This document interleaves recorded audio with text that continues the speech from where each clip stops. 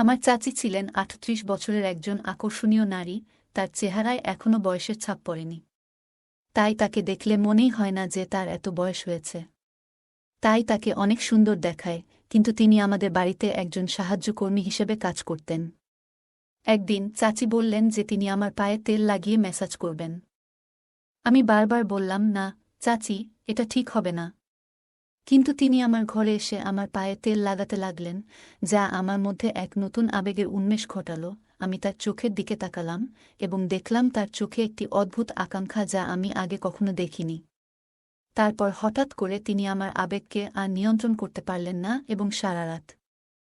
আমি তখন ২১ বছরের তরুণ এবং আমার চাচি আমাকে সবসময় অনেক যত্ন করতেন। ছোটবেলা থেকেই তিনি আমার সব কিছু খেয়াল রাখতেন, আমার ভালো লাগা মন্দ লাগা সব তিনি জানতেন। আমার গল্পগুলো তোমরা শুনো, কিন্তু সাবস্ক্রাইব করো না। দয়া করে গল্পগুলো ভালো লাগলে ভিডিওটি লাইক, শেয়ার এবং চ্যানেলটি সাবস্ক্রাইব করো প্লিজ। আমি কখনো ভাবিনি যে আমি আমার শৈশবে যেভাবে এত যত্ন পেতাম, সেই একই দৃষ্টিকোণ থেকে আমি আবার এমন কিছু অভিজ্ঞতা পাব। আমার মা-বাবা ২ মাসের জন্য মালয়েশিয়া যাচ্ছিলেন এবং এই সময়ে মা বাড়ির দায়িত্ব আমার চাচিকে দিয়ে গেলেন। পরের দিন সকাল ১:০০টায়, যখন আমার মা এবং বাবা মালয়েশিয়া যাচ্ছিলেন, তখন পুরো বাড়ির দেখাশোনা করার দায়িত্ব আমার চাচির উপর এসে পড়ল। আমার চাচি সব জানতেন এই বাড়ির বিষয়ে। কোথায় কি রাখা আছে, কখন আমার খাবার লাগবে, যখন যা লাগত চাচি আমাকে সাহায্য করত। তাই মা বাবা চলে যাবার পর তেমন অসুবিধা হয়নি চাচির। তিনি বেশ ভালো করেই এই সংসারটা চালাচ্ছেন। তাই আমারও চাচির প্রতি অনেক ভালোবাসা জন্মে। মা এটি শোনার পর বেশ চিন্তামুক্ত হলেন এবং মা বললেন, বাড়িতে কেউ নাই, তাই ভালো করে যেন আমরা থাকি। কোনো ধরনের অসুবিধা হলে যেন তাদেরকে আমি জানাই। চাচিকে দেখতাম আমার প্রতি তার ভালোবাসা দিন দিন বেড়েই চলেছে, যা আমাকে অনেক ভাবায় তুলছিল। আমি মনে মনে চাচিকে অনেক পছন্দ করতাম। তার চলাফেরা আমি সবসময় লক্ষ্য করতাম। চাচি আমাকে অনেক ভালোবাসেন। ছোটবেলায় তিনি আমাকে অনেক কিছু খাইয়ে দিতেন, আমার অনেক যত্ন নিতেন, যা আমার অনেক ভালো লাগত। সেদিন তার স্পর্শে এক অদ্ভুত অনুভূতি পেলাম। এত বছর পর তার সঙ্গে দেখা হওয়ায় আমি খুব খুশি হলাম। তার কাপড় সব নাকি নোংরা ছিল, পরিষ্কার করার নাকি সময় পায় নাই আমার বাবা চলে যাওয়ার কারণে। তাকে বললাম, তুমি মায়ের রুমে গিয়ে কাপড় পাল্টে নিতে পারো। আমি ভুলেই গিয়েছিলাম যে তিনি তখন মায়ের রুমে কাপড় পরিবর্তন করছিলেন। আমি মায়ের রুমে ঢুকতেই দেখি তিনি কাপড় পাল্টাচ্ছেন। তাড়াতাড়ি চোখ বন্ধ করে ফেললাম। তিনি দেখলেন আমি লজ্জা পেয়েছি এবং শান্তভাবে বললেন, সুমন, তুমি চোখ খুলে দেখো, আমি তোমার মায়ের শাড়ি পরে কেমন লাগছি। আমি ভীষণ লজ্জায় পড়ে গেলাম, তবে তার বয়স হলেও তাকে শাড়িতে খুব সুন্দর দেখাচ্ছিল। কিছুক্ষণের মধ্যেই তিনি শাড়ি পরে বেরিয়ে এলেন। আমি তার সৌন্দর্যে অনেক মুগ্ধ ছিলাম, কারণ তার চেহারার এখনও বয়সের ছাপ পড়েনি। তাই তাকে এত বয়সেও অনেক সুন্দর দেখাচ্ছিল, শাড়ি পরে তাকে খুব সুন্দর লাগছিল। এভাবে কয়েকদিন কেটে গেল। প্রায় ৫ দিন পর তিনি আমাকে ছোটবেলার স্মৃতিগুলো বলতে শুরু করলেন। আমি খুব আবেগপ্রবণ হয়ে পড়লাম, কারণ তার স্মৃতিচারণ আমার ছোটবেলার অনেক কথা মনে করিয়ে দিচ্ছিল। একদিন গোসল শেষে আমি ঘরে কাপড় পাল্টাচ্ছিলাম। তখনই তিনি এসে বললেন, সুমন, আমার কাছে এসো, আজ আমি তোমাকে একটি আরামদায়ক মালিশ করে দেব। এমন কথা শুনে আমি খুব অবাক হয়ে গেলাম। আমি বললাম, না চাচি, আমি নিজেই করব। আমি একটু লজ্জা পাই অন্যদের সাহায্য নিতে। এরপর আমি তাকে অনুরোধ করলাম, মালিশের চিন্তা বাদ দিয়ে রান্নাঘরে গিয়ে দেখি কি নাস্তা বানানো যায়। আমার বারবার অস্বীকার সত্ত্বেও তিনি আমাকে সহায়তা করতে জোর করলেন। আমি মনে মনে ঠিক করেছিলাম যে যতই তিনি জোরাজুরি করুন না কেন, আমি তাকে মালিশ করতে দেব না, কারণ এখন আমি বড় হয়েছি। আমাদের কিছু সীমার মধ্যে থাকা দরকার। আর আমি অনেক লজ্জা পাই। আমি চাচির দিকে মনোযোগ দিয়ে দেখলাম। তিনি তখন সেখানে বসেছিলেন এবং বললেন, তুমি আমার হাতে মালিশ করাতে দিলা না, কিন্তু আমাকে জামা পরতে দাও। আমি চুপচাপ মাথা নিচু করে তার সামনে দাঁড়িয়ে রইলাম। তিনি আমাকে আমার পোশাক দিলেন, তারপর তিনি আমাকে কাপড় পরাতে শুরু করলেন। সেই সময়ে আমার চাচিকে দেখে আমার মনে অনেক রকম চিন্তা আসতে লাগল। কিন্তু চাচি আমার পরিবারের একজন সদস্যের মতো, তাই আমি তাকে নিয়ে কোনো খারাপ চিন্তা করতে পারিনি। একদিন আমি চাচিকে বলেছিলাম যে তিনি যেন এই বাড়িটিকে তার নিজের মনে করে। এরপর তিনি এই বাড়িতে এমনভাবে থাকতে শুরু করলেন যেন এটি তার নিজের বাড়ি। একদিন আমি বন্ধুদের সাথে একটি পার্টিতে যাচ্ছিলাম। চাচি আমাকে জিজ্ঞেস করলেন, তুমি কোথায় যাচ্ছ? আমি বললাম, আমি একটি পার্টিতে যাচ্ছি। তখন তিনি বললেন, আর তুমি একা একা পার্টিতে যাচ্ছ? মাঝে মাঝে তোমার এই গরিব চাচিকে নিয়ে বাইরে একটু ঘুরতে নিয়ে যেও। একা একা আমি বাড়িতে কি করব? আমারও তো ইচ্ছা হয় বাইরে যাওয়ার। আমি তাকে বললাম, ঠিক আছে, আমি তোমাকে বাইরে নিয়ে যাব, তবে তোমাকে ভালো পোশাক পরতে হবে এবং ভারতীয় মহিলার মতো পোশাক পরতে হবে। চাচি আমার প্রস্তাবে রাজি হলেন। আমি মায়ের রুম থেকে একটি সুন্দর শাড়ি এনে তাকে দিলাম এবং বললাম, এটা পরো এবং ঠিকভাবে রেডি হয়ে নাও। যখন তিনি রেডি হয়ে বেরিয়ে এলেন, তখন তাকে দেখে আমি অভিভূত হয়ে গেলাম। মায়ের ঘর থেকে বেরিয়ে এসে তিনি এত সুন্দর দেখাচ্ছিলেন যে তার সৌন্দর্যের আভা আমাকে মুগ্ধ করেছিল। তিনি আমার মায়ের ঘর থেকে আধা শাড়ি পরা অবস্থায় বেরিয়ে এলেন। সাজগোজে তাকে একেবারে মডেলের মতো লাগছিল। তাকে দেখে আমি চোখ নামিয়ে নিলাম। তিনি বাইরে বের হওয়ার সময় দরজার সাথে ধাক্কা খেয়ে আমার উপরে পড়ে গেলেন। আমি কিছুটা লজ্জা পেলাম এবং তাকে সরানোর চেষ্টা করলাম, কিন্তু তিনি তখনও ছিলেন। আমি হঠাৎ অনুভব করলাম যে আমাকে সামলে উঠতে হবে এবং তাকে ধীরে ধীরে সরে যেতে বললাম। তারপর তিনি সরে গেলেন। তার স্যান্ডেল খুলে রেখে আমি মায়ের একটি সাধারণ স্যান্ডেল দিলাম। আমরা দুজনে গাড়িতে করে পার্টিতে যাচ্ছিলাম। পার্টিতে গিয়ে আমার বন্ধুরা তাকে দেখে ভাবল তিনি আমার বান্ধবী, মানে আমার গার্লফ্রেন্ড। চাচি সেই ভুল ভাঙানোর পরিবর্তে সবার সামনে বললেন, তিনি আমার বন্ধু। পরে পার্টি শেষে আমি তাকে জিজ্ঞেস করলাম, তুমি কেন এমন করেছিলে? আমি তাকে জিজ্ঞেস করলাম। তিনি হেসে বললেন, তোমার বন্ধুরা যখন ভাবল আমি তোমার বান্ধবী, তখন তোমার মুখে যে বিস্ময় ছিল তা দেখতে চেয়েছিলাম। তাই আমি বলেছি, আমি তোমার বন্ধু। যদি এতে কোনো অসুবিধা হয় তবে আমি দুঃখিত। আমি বললাম, দুঃখিত বলার কিছু নেই, তুমি যা করেছ সেটাই ঠিক ছিল। তিনি বললেন, আমি তোমাকে ছোটবেলা থেকেই চিনি, তাই তোমার চিন্তাগুলো বুঝতে পারি। আমি মুচকি হাসলাম। এরপর তিনি বললেন, এখন সবাই আমাদের বন্ধুত্বের কথা জেনে গেছে, আমি তোমার বন্ধু হতে চাই।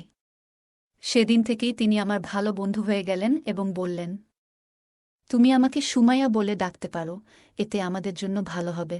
তিনি একজন মহিলা, তাই প্রথমে তাকে সুমাইয়া বলে ডাকতে কিছুটা লজ্জা পেলাম। তবে তার নাম বলার পর তিনি খুব এক অদ্ভুত প্রতিক্রিয়া দিলেন, যেন লজ্জা বোধ করছিলেন। পরে আমরা ক্লান্ত হয়ে ঘরে ফিরে গেলাম। পরের দিন সকালে আমি কলেজে যাওয়ার আগে কোনো শার্ট পরব তা নিয়ে বিভ্রান্ত ছিলাম। যখন মাকে ফোনে দিতে যাচ্ছিলাম, তখন সুমাইয়া চাচি আমার ঘরে এসে বললেন, কোনো শার্ট পরতে হবে তা নিয়ে চিন্তা করছ? তিনি বললেন, তোমার চাচি যখন বাসায় আছে তাহলে তোমার পছন্দের ব্যাপারে আমাকে জিজ্ঞেস করতে পারো। আমার রুচি খারাপ নয়। এরপর তিনি আমার পছন্দের একটি শার্ট দিলেন এবং আমি তা পরে কলেজে রওনা দিলাম। বিকেলে তিনি বললেন, তুমি খুব ক্লান্ত লাগছ, চলো আজ তোমার মাথায় তেল মালিশ করি। তিনি আস্তে আস্তে আমার মাথায় তেল মালিশ করতে লাগলেন। পরদিন সকালে ঘুম থেকে উঠে দেখি তিনি আমার পায়ের কাছে ঘুমিয়ে পড়েছেন। আমি আতঙ্কিত হয়ে বললাম, আপনি এখানে কেন? তিনি বললেন, আমি শুধু তোমার কাঁধে হাত দিয়েছি, তাতেই তুমি ঘুমিয়ে পড়েছ। তোমার মা কি কখনো তোমাকে মাসাজ করেনি? আমি বললাম, আমার মা আমার খুব যত্ন নেন, তাই এটি নতুন কিছু নয়। সুমাইয়া চাচি মাথা নেড়ে বাইরে চলে গেলেন। কয়েকদিন পর বাবা মা বাসায় চলে আসলো। পরে আমি যখন নাস্তার টেবিলে এলাম, আমি বুঝতে পারছিলাম না কেন বাবা এত মনোযোগ দিয়ে তাকিয়েছিলেন। রাতের খাবারের পর সুমাইয়া চাচি রান্নাঘর পরিষ্কার করছিলেন এবং পরে নিজের ঘরে চলে গেলেন। আমি সেদিন রাতেই তার রুমে গিয়ে উপস্থিত হলাম। তিনি আমাকে দেখে চমকে গেলেন এবং জিজ্ঞেস করলেন, কোনো কাজ আছে? আমি বললাম, না, কোনো কাজ নেই। আজ আমরা বেশি কথা বলিনি, তাই তোমার সাথে দেখা করতে এলাম। তিনি বললেন, ঠিক আছে, যদি তোমার কোনো দরকার হয় আমাকে ফোন করো। আমি এখানে আছি তোমার জন্য। কোনো প্রশ্ন না করেই তিনি আমাকে রাজি করালেন এবং আমি তার রুম থেকে বের হয়ে নিজের রুমে চলে গেলাম। পরদিন সকাল 9টায় উঠে দেখলাম নাস্তা এখনও তৈরি হয়নি। সাধারণত সুমাইয়া চাচি সকাল 8টার মধ্যে নাস্তা তৈরি করতেন, কিন্তু আজ তা হয়নি। আমি রান্নাঘরে গিয়ে দেখি সুমাইয়া চাচি চিন্তিত মুখে দাঁড়িয়ে আছেন। বাবা যখন রান্নাঘরে ঢুকলেন তখন দেখলাম তার দৃষ্টি চাচির দিকে বেশ কুদৃষ্টিসম্পন্ন ছিল। আমি বুঝতে পারলাম, চাচি শুধু আমার চাচি নয়, এখন আমাদের মধ্যে বন্ধুত্বও গড়ে উঠেছে। আমি তাকে এতটা আতঙ্কিত দেখতে সহ্য করতে পারলাম না। রাতে আমি চাচিকে দেখতে আবার তার রুমে গেলাম এবং সেখানে দেখতে পেলাম বাবা তার রুমে অনেক টাকা রেখে গেছেন। আমার মনে হলো বাবা হয়তো চাচির সাথে কিছু ভুল করেছেন। ওরা হঠাৎ এত টাকা কেন দিচ্ছে, এই প্রশ্নটাই তখন আমার মাথায় ঘুরছিল। তিনি ঠিক করলেন যতক্ষণ না সুমনের সাথে দেখা হচ্ছে ততক্ষণ এই বাড়ি ছাড়ব না। সম্ভবত চাচি আমাকে বুঝতে পেরেছেন। আমি বাবাকে জিজ্ঞেস করলাম, চাচির সাথে কি ঘটছে? বাবাকে ওখানে দেখে তাদের মুখের রং বদলে গেল। আমার বাবা মা আমাকে আমার রুমে যেতে বললেন। কিন্তু আমি বললাম, আমি এখান থেকে কোথাও যাব না, আমি জানতে চাই আপনি সুমাইয়া চাচির সাথে কি করেছেন। তখন চাচি আমাকে জড়িয়ে ধরে কাঁদতে শুরু করলেন। তিনি বললেন, সুমন, আমি যখন থেকে এই বাড়িতে এসেছি তখন থেকেই তোমাকে সবকিছু বলতে চেয়েছিলাম, কিন্তু সাহস পাইনি। আমি তাকে সান্ত্বনা দিলাম এবং বললাম, তুমি যা বলেছ তা সত্যি ছিল, তাই কোনো দোষ নেই।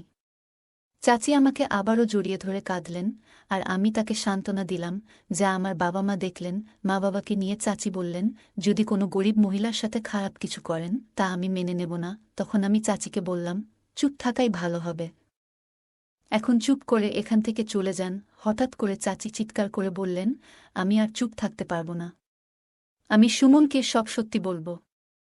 তিনি বললেন, তুমি জানো না যে তোমার আসল মা রুমি, যিনি কয়েক বছর আগে এই বাড়িতে কাজ করতে এসেছিলেন, দুটি যমজ সন্তানের জন্ম দিয়েছেন। তাদের মধ্যে একজনকে আমি পালন করছি। তুমি আমার চাচি হিসেবে মেনে নিতে চাইলে আমি তোমাকে সব বলবো।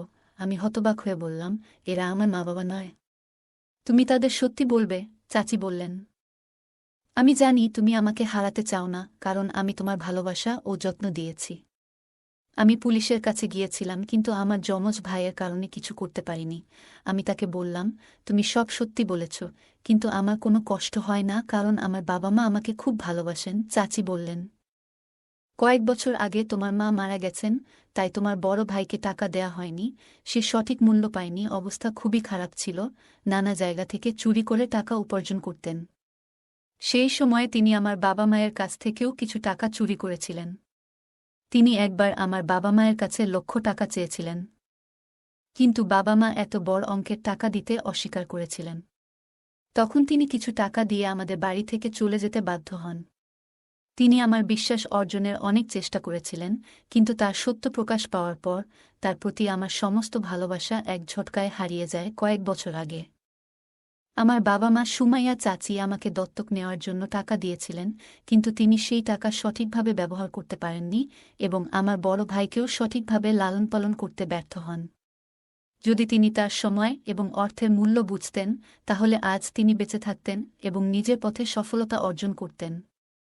কিন্তু চাচি তাকে ভালো মূল্যবোধ বা শিক্ষা দেননি, তাই আজ তিনি মিথ্যার আশ্রয়ে জীবনযাপন করছেন। টাকার চেয়ে সঠিক মূল্যবোধ ও শিক্ষার গুরুত্ব অনেক বেশি। আপনি টাকা দিয়ে ভালো পোশাক কিনতে পারেন, কিন্তু ভালো মূল্যবোধ কিনতে পারেন না। কিছু সময়ের জন্য সুখ পাওয়া যায়, কিন্তু এক সময় এসে বুঝতে হয় যে মিথ্যার আজও দীর্ঘস্থায়ী হয় না। গল্পটা কেমন লাগলো জানাতে ভুলবে না। আরও মজার মজার রোমান্টিক গল্প শুনতে চাইলে ভিডিওটি লাইক, শেয়ার এবং চ্যানেলটি সাবস্ক্রাইব করতে এবং বেল আইকনটি ক্লিক করতে ভুলবে না। ধন্যবাদ।